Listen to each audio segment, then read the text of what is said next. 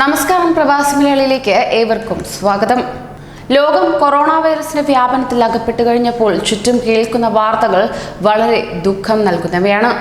ആശുപത്രികളും വൃദ്ധമന്ദിരങ്ങളും ഉപേക്ഷിക്കപ്പെട്ട നിലയിൽ മൃതദേഹങ്ങൾ കുമിഞ്ഞുകൂടുകയാണ്. ആരോഗ്യ പ്രവർത്തകർ പോലും കോവിഡ് പിടിപെട്ട് മരിക്കുന്ന കാഴ്ച ഏറെ ഞെട്ടലും ഉളവാക്കുന്നു. എന്നാൽ സാധാരണക്കാർ ഭീതിയിൽ വീടുകളിലും കഴിയുന്നു. വിറങ്ങലിച്ചു നിൽക്കുകയാണ് സ്പെയിനിലെ ഓരോ നഗരങ്ങളും. ഇതേ തുടർന്ന് ഏപ്രിൽ 14 വരെ ലോക്ക്ഡൌണും നീട്ടി. ശേഷം നിരത്തുകളിൽ പട്ടാളം ഇറങ്ങി. അങ്ങനെ ഓരോ വാഹനവും അവർ തടയുന്നു.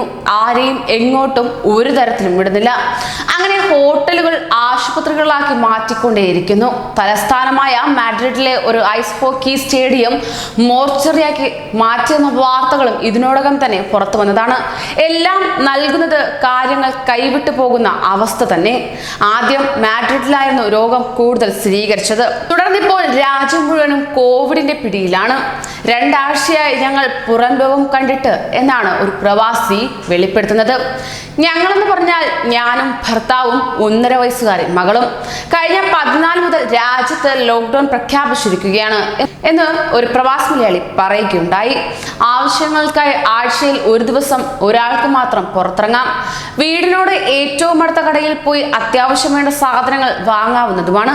എത്രയും പെട്ടെന്ന് വീട്ടിലേക്ക് മടങ്ങണമെന്ന് മാത്രമാണ് നൽകുന്ന നിർദ്ദേശമെന്നത്.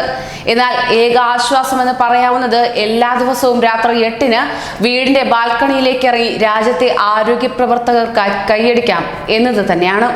ചുറ്റിലും മനുഷ്യ ജന്മങ്ങളുണ്ടെന്ന് ഓർക്കുന്നത് ആ സമയത്ത് മാത്രമാണ് എന്നതും ആശ്വാസത്തിലേക്ക് നയിക്കുന്നു.